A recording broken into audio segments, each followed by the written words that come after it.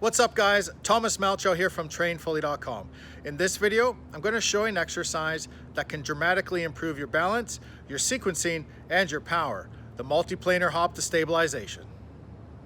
All right guys, now this exercise is part of our power training. Specifically, it's a reactive activation exercise. The muscles we're targeting are the anterior tibialis, the posterior tibialis, the gluteus medius, and the gluteus maximus.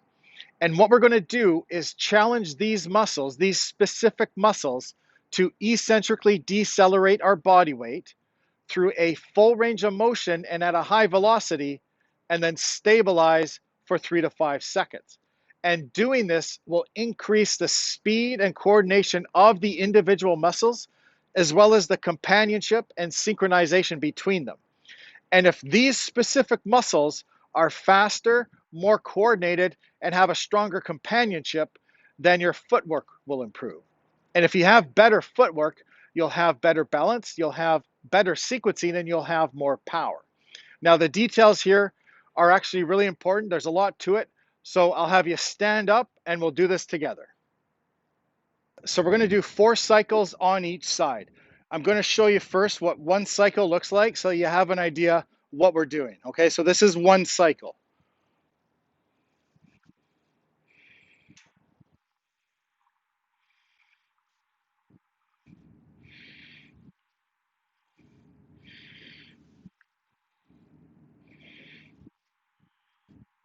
Okay, so we're going to do that 4 times on each side. So I'll get you standing up, place your hands on your hips.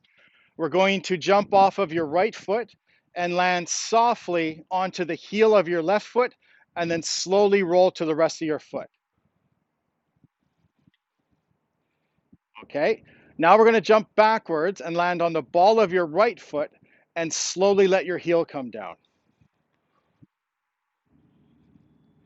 Now we're going to jump to the side and land on the ball of your left foot and slowly let your heel come down.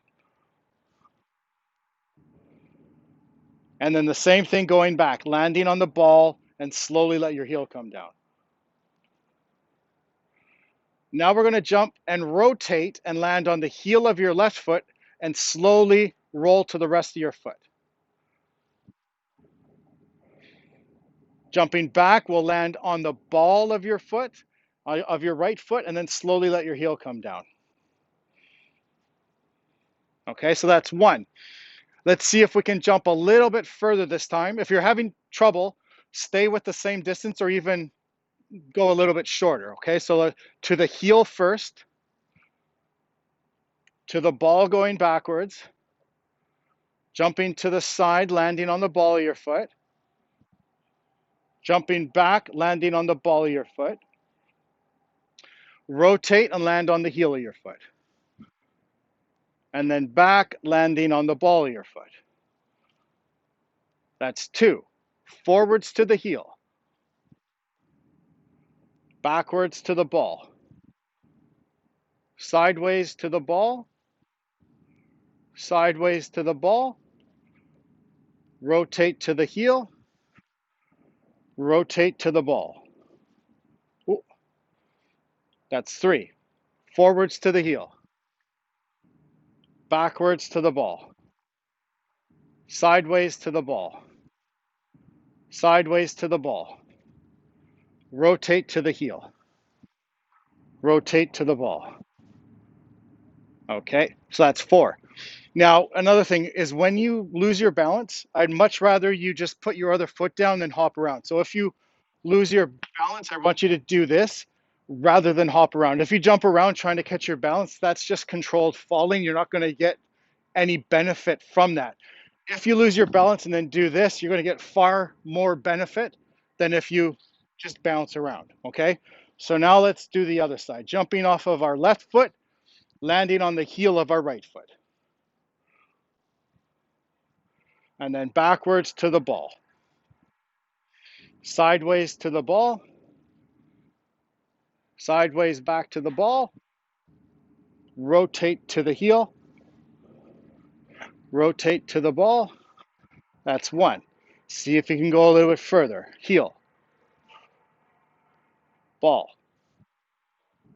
sideways to the ball, sideways to the ball. Rotate to the heel, rotate back to the ball. 2, maybe a little bit further, heel, ball, sideways to the ball, back to the ball. Rotate to the heel, back to the ball. 3, one more time, heel, ball, ball, ball, heel, and ball. Great job. All right, guys, so this is for the biomechanics nerds out there. I'm going to break this down into complex biomechanics and functional anatomy, and I'll show you why this exercise is so effective for golf, okay? So we'll go through this slowly. The golf swing is a combination of joint actions, and each joint action occurs in a specific plane of motion. There are 3 planes of motion. There's the sagittal plane. This is where flexion and extension occur. There's the frontal plane where abduction and adduction occur. And there's the transverse plane where rotation and horizontal abduction and horizontal adduction occur. Now, when you jump forwards, you are jumping in the sagittal plane. And when you land, you are eccentrically decelerating hip flexion. And because you're landing on your heel and slowly rolling to the rest of your foot, ankle plantar flexion. So at the hip, because we're eccentrically decelerating flexion, we are recruiting the hip extensors. The primary hip extensor is the gluteus maximus. Now at the ankle, because we are eccentrically decelerating plantar flexion, we're recruiting the dorsiflexors. The primary dorsiflexor is the anterior tibialis. So that first landing increases the recruitment and firing rate of the gluteus maximus and anterior tibialis.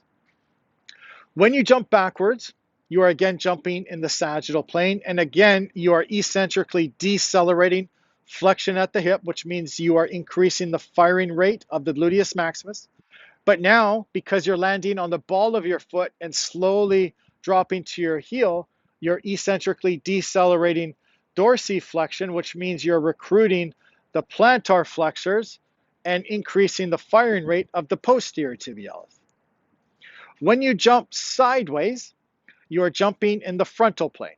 And when you land, you are eccentrically decelerating hip adduction, which means you are increasing the firing rate and recruitment of the hip abductors. The primary abductor of the hip is the gluteus medius. So we're increasing the firing rate of the gluteus medius with our side jump. Now the ankle is a little bit more complex, but what I want you to focus on is again landing on the ball of our foot and our heel dropping down, which is eccentrically decelerating dorsiflexion and increasing the firing rate of the posterior tibialis. Same thing going back to the other side. Gluteus medius, posterior tibialis.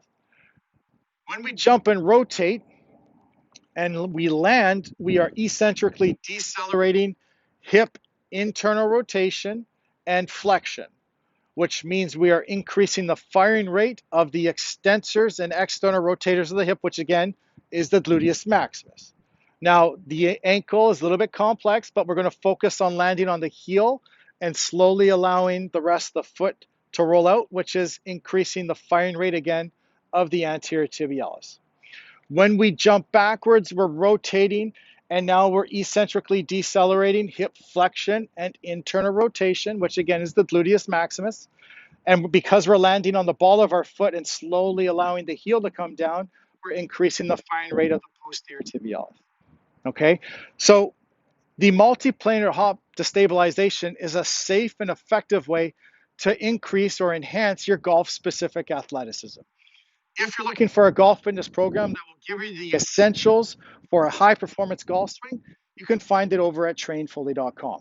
As a kinesiologist and human movement specialist, I see the golf swing in terms of biomechanics and functional anatomy, and I've taken that information and I've created 20 routines that can help you take your game to the next level and protect you from injury. If you found this video helpful, please leave a comment down below. Don't forget to hit the like button. And as always, I hope you enjoyed this video. Thank you for watching.